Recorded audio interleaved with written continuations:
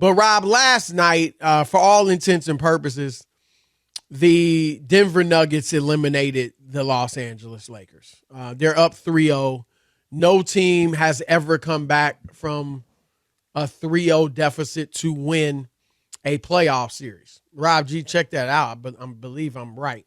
I know in the broadcast last night they said teams, when you're up 3-0, teams are 151-0. Wow. Yeah. So and obviously that's because, Rob, when you go up 3-0, there's a reason.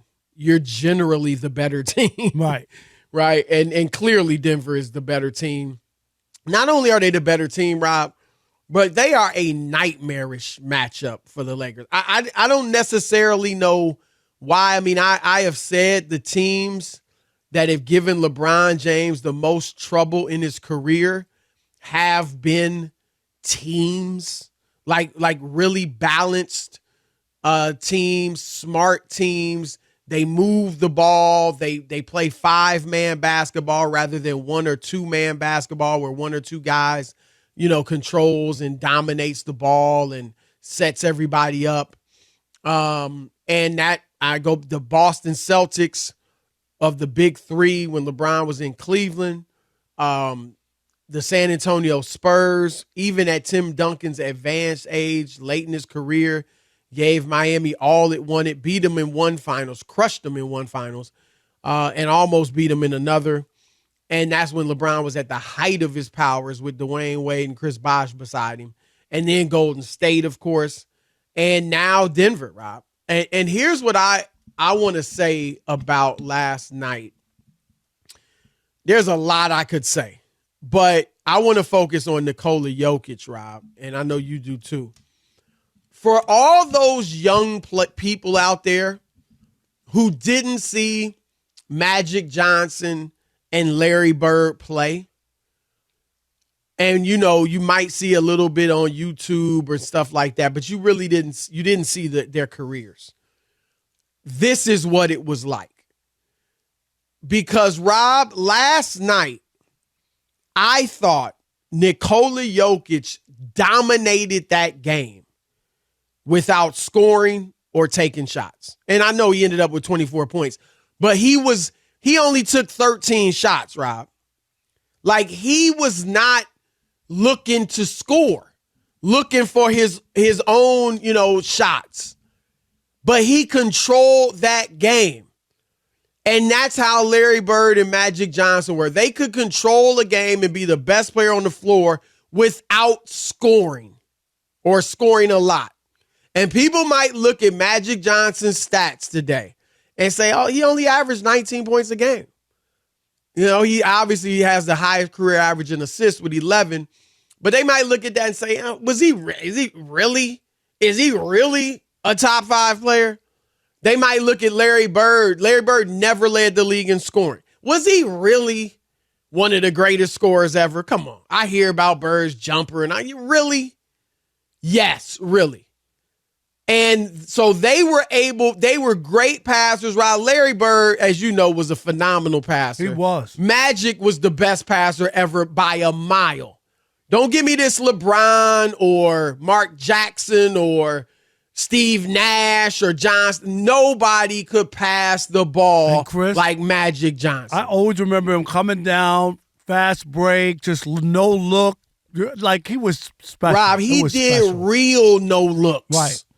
Where he's really looking. A lot of times, guys, they'll look away as they're passing it, or they'll, or even after they've passed it. No, he would be looking the opposite way the whole time down and pass it to somebody the other way. So this is what they did. And Rob, here's the second part of that. Everybody, all their teammates, all of Jokic's teammates are able to be the best version of themselves. Aaron Gordon has never been this good. He is able to be the absolute best he can be.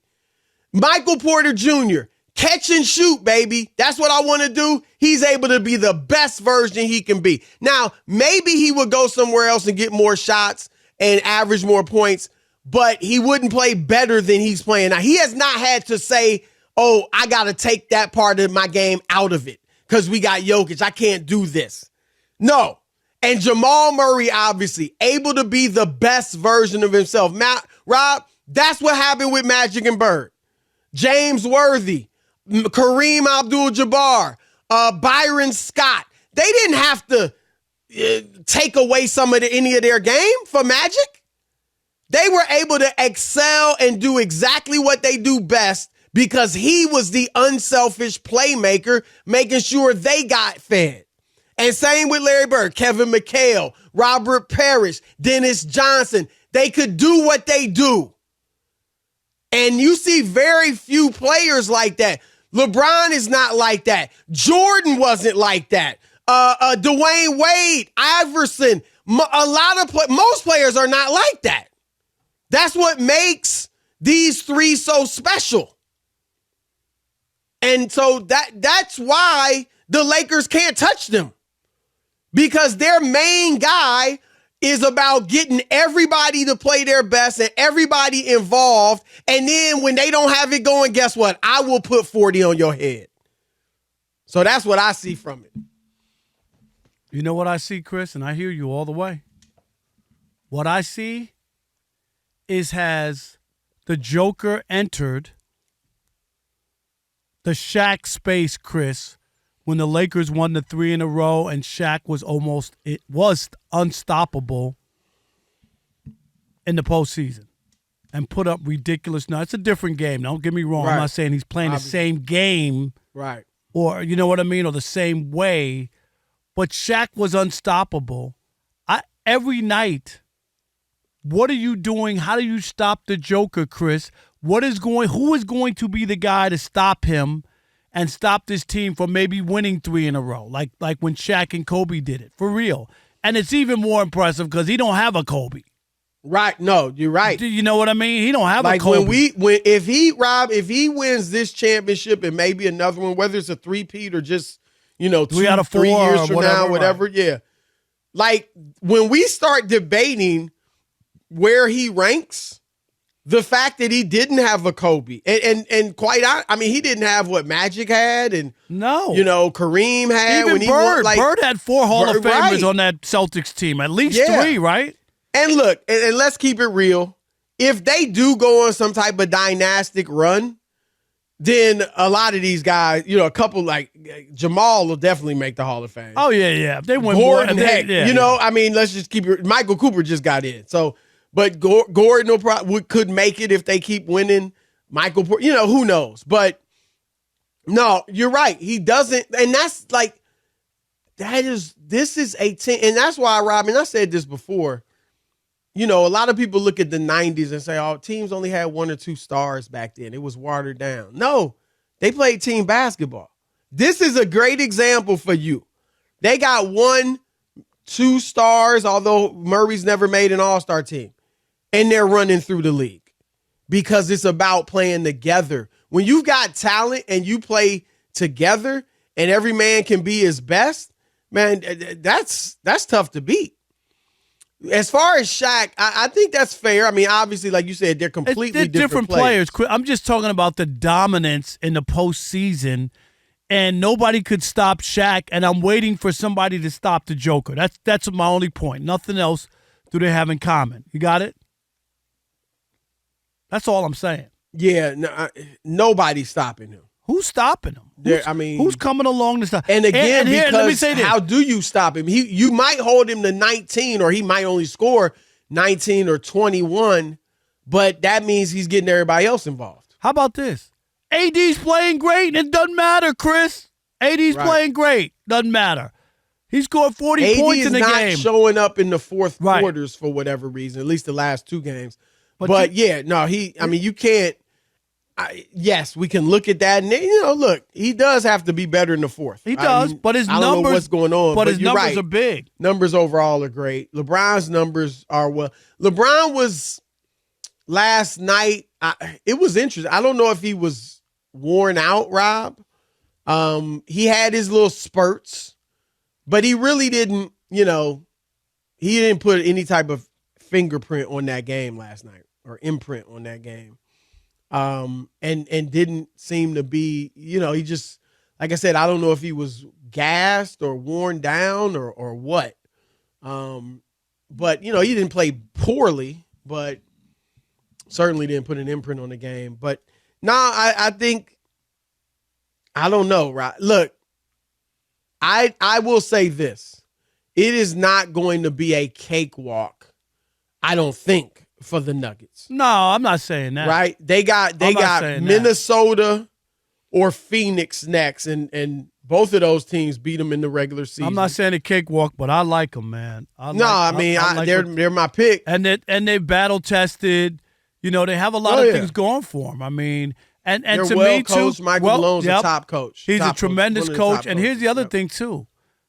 Jamal Murray, Chris, he could join in at any time because he hadn't shot the ball well. No, right, and they're up 3-0 against LeBron and AD. And here's the question I have, Robin, and it won't be answered.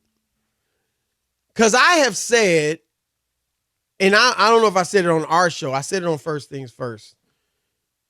I think the winner of this series, which I thought things first, is that it? Okay, I got you. The winner of this series, which I picked to be Denver, I felt like the winner of this series would become, in my mind, I know not most people's, the favorite to win the championship. So I thought if the Lakers had won this, they would have been my favorite. I don't think most people would have said it, or a lot of people wouldn't have said it. But I think they're a very good team, and this is a bad matchup for them for whatever reason. But I think that I'm going to be honest and say I don't know what it is. Are they can they play with Minnesota and OKC and Phoenix? Like in a 7-game series, Dallas, the Clippers, how would they fare? I've thought in my mind that they could beat those teams. But maybe not. Maybe they are, Rob, what their record says they are, which is a 7th seed. Right. No matter what their talent is, Chris, they're a 7th seed. That's what they are. That's what they played all year. That's who they are. Yeah, I mean, they came more strong second half of the season. Their record was great. But, yeah, I mean, look, everybody else must have played well, too. Like, there's a lot of good teams out west, and they still finished 7th, as well as they played, as many games as they won in these various streaks. So,